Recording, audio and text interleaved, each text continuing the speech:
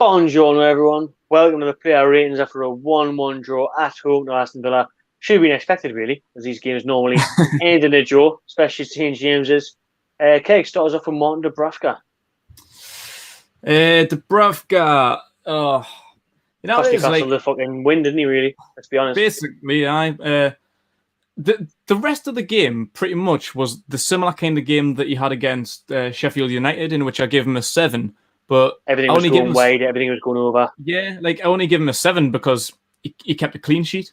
But he didn't have anything to do. In that game, I don't actually recall a save he made, but he did cost with 2 points. It was a bread and butter save, really. It was sloppy. Should have been getting that. So I don't know. He had nothing to do apart from one critical moment. So I don't know. I'm just gonna have to give him 5. I think, for me, for Dubravka, that's the one real thing he's been called upon to do all game. I get that Shelvey's there, but he's got to just get it. He's still got to get it. I know Shelvey's half on his way. He's providing a little bit of a distraction. He should still be smothering that ball up, and it should still be cutting out the error. There's no way Al Mohamed should be heading that past him.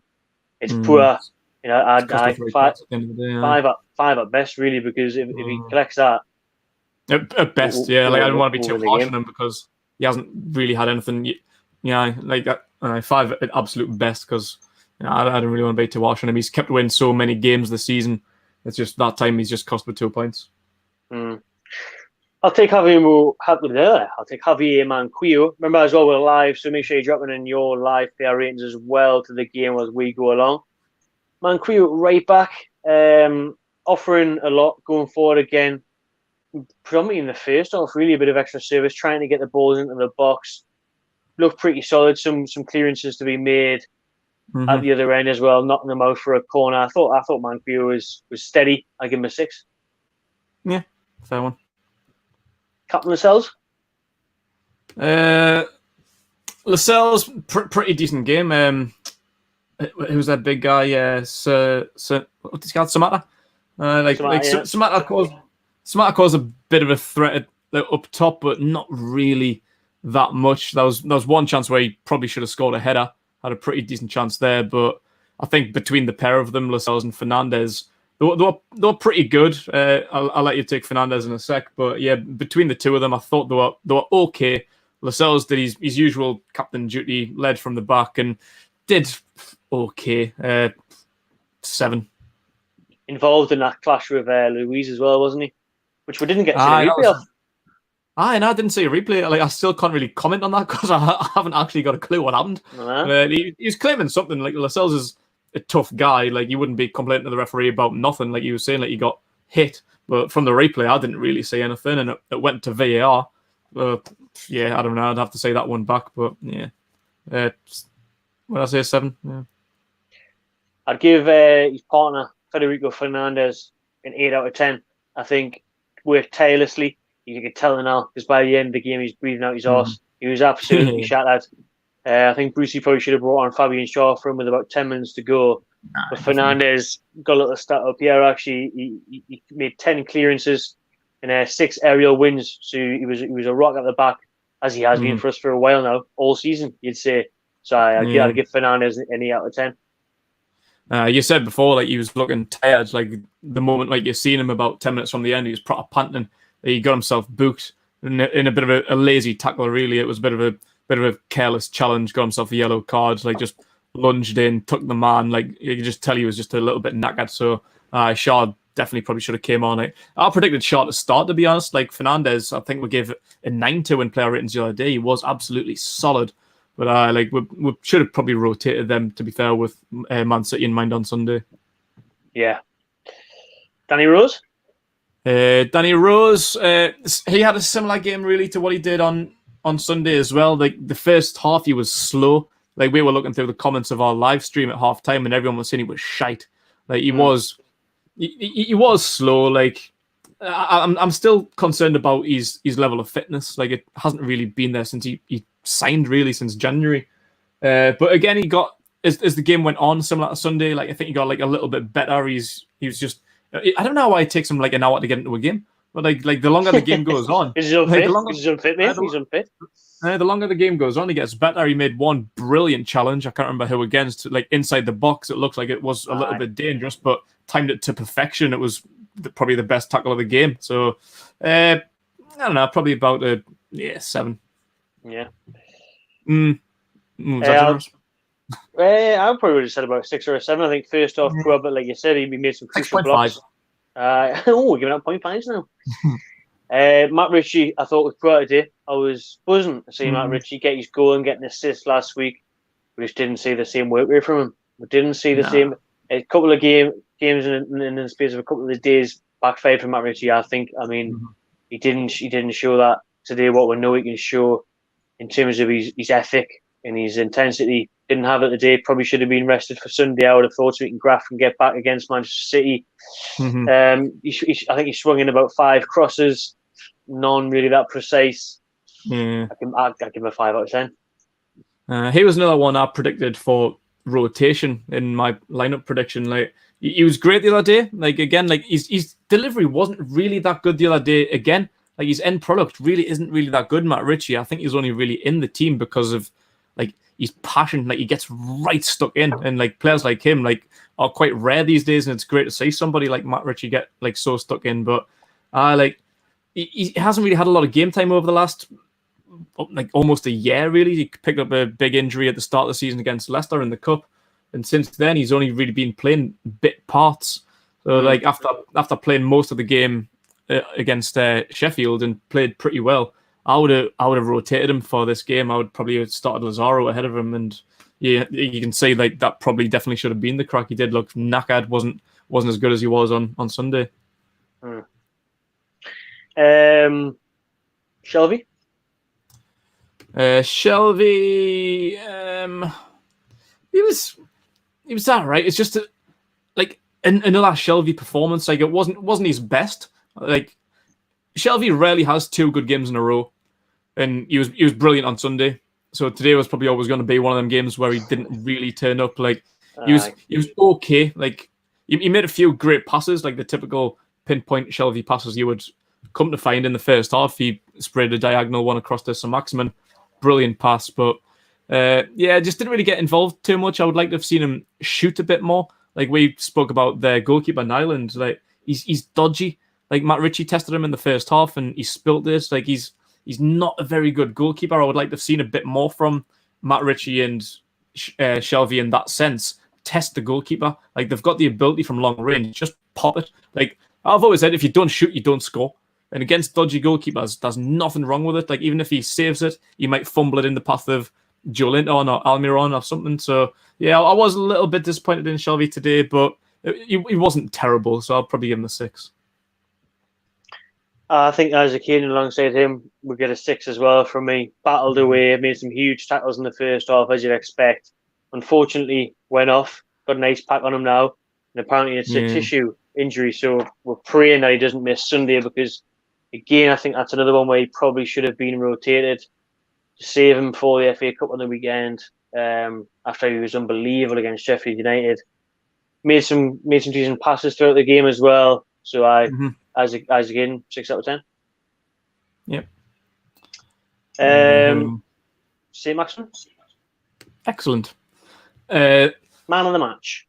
Yeah, again, as usual, like I feel like that goes without saying. We could probably just skip Saint-Maximin because you know what we're gonna say about him. Like he's just by miles our best player. Like everything comes through him. If he's not there, I'd honestly be fucking bored watching Newcastle. I don't know where the spark would come from. That'd be absolutely no flair.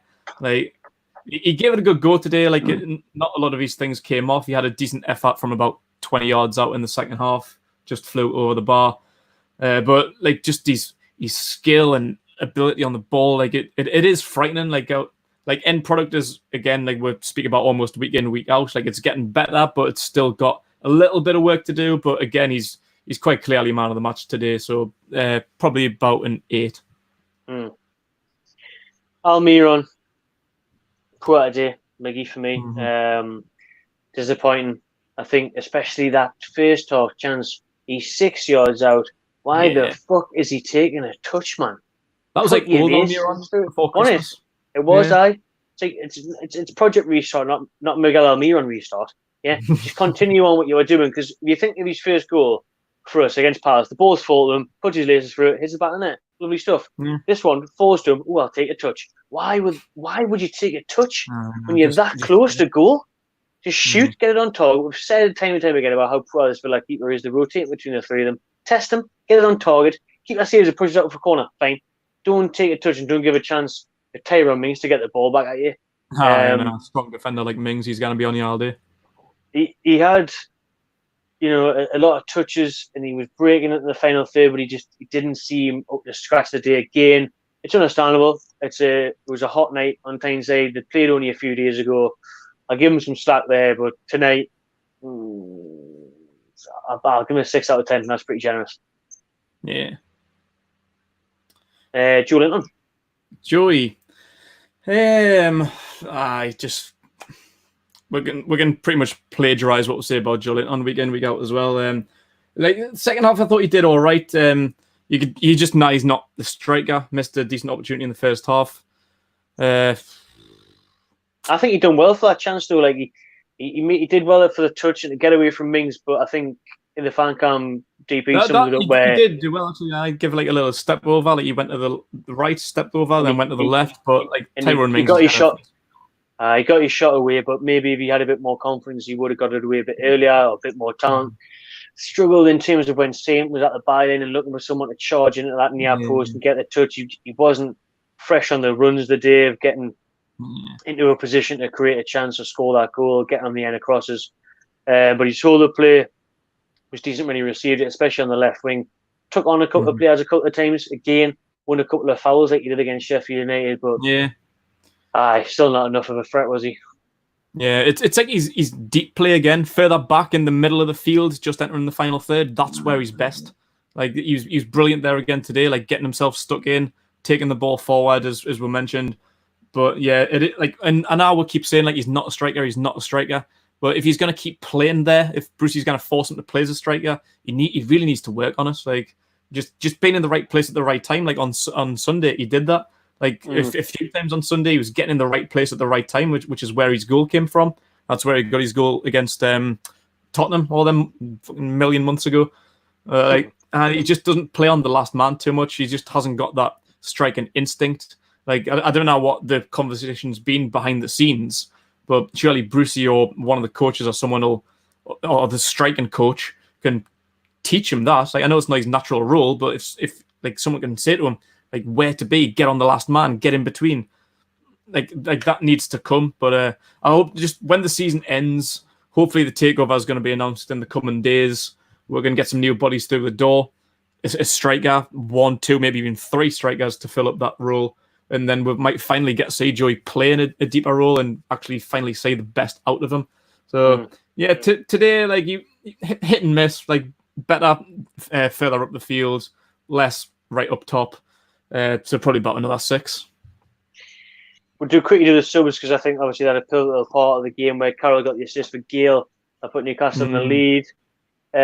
Carroll, 5th assist of the season. Still hasn't got a goal, but he's had 5 assists for Newcastle, which I thought was impressive. And we're seeing it in the review and in the fan cams. Like if he didn't have that reputation, he doesn't look like he comes with this thing about being old and injured and a crock. Like he was fresh for me, he was sharp, his touch was brilliant, his turn was good, he was dribbling, his vision for the Gayle pass was spot on. He made a difference once he came on. Be interested to see if he plays against City. I'll give him a 6, good 6.5. 7 actually. Exactly. I'll give him a 7. Because without his work on the wing there, that Gayle doesn't get the goal. So I'll give him a 7 out of 10. Yeah, we did talk about him in the live stream. I think all the lads have spoke about them in the fan cams. Like he's got this croc reputation, a dinosaur, a has been. But when he's fit and gets actual game time, he puts in everything. Like he's really, really good. Like I can't even stress it enough. Like I'd just love to see him like fit. Just erase all of his injury history. Like get like the 19, 20-year-old Andy Carroll's body back, and he'd honestly be a huge difference in our team. Like he's like obviously being a Geordie boy as well. He's got that passion as well. Like but like hopefully he can remain fit for the rest of the season. I've heard that he might be signing a new 1-year contract extension, and a lot of people would grumble at that. Like, I wouldn't be opposed to it, to be honest. Like I say, like if you can stay fit, he could be a great player for us. So I'm happy with his performance today. I think like 7 off the bench. Like, when did he come off? He only had about 20-30 minutes. 20 minutes, 72 minutes. Yeah, brilliant performance from him. I'm happy to see him back. Dwight Gayle, happy to see him back. Got the goal. I am. Yeah, well, it is. I don't really think he actually really did that much. Like, he just scored a goal that strikers should be scoring. Like they're why he scores so many goals in the Championship. Like, Villa's defense was split wide open. Like, Andy Carroll had great vision and great accuracy in the pass to find him. And I just think any striker in the Premier League should be at least getting that on target. Like, fair play to them for actually sticking it in the bottom corner. As we said, their goalkeeper's not the best, so test them. Like, it was a fairly simple finish. Like the Gayle that we've seen this season, I was actually quite surprised to see him put it in, to be honest. But like, it was a great opportunity. As I say, most strikers should be scoring. Like, a Championship team, which Villa likely will be next season. Like, Dwight Gayle, you'll put them away for fun week in, week out. Like, other than the goal, which I'll give him credit for, he did take well. I don't really know how much he got involved. I didn't really see him other than sticking the ball in the back of the net, to be honest. So, yeah, I'll give him a 6 based on his goal. Nice one. Okay, that'll do him, won't it? Yeah. Bentleb came on, he was shite. Let's talk about him. Bentleb was shite. I didn't see much of Lazaro. No. Lazaro's playing on the left as well. That was a bit weird. But make sure you drop your player ratings in the comments below. Subscribe to the Magpie Channel TV. And cheers for watching. Enjoy yourselves.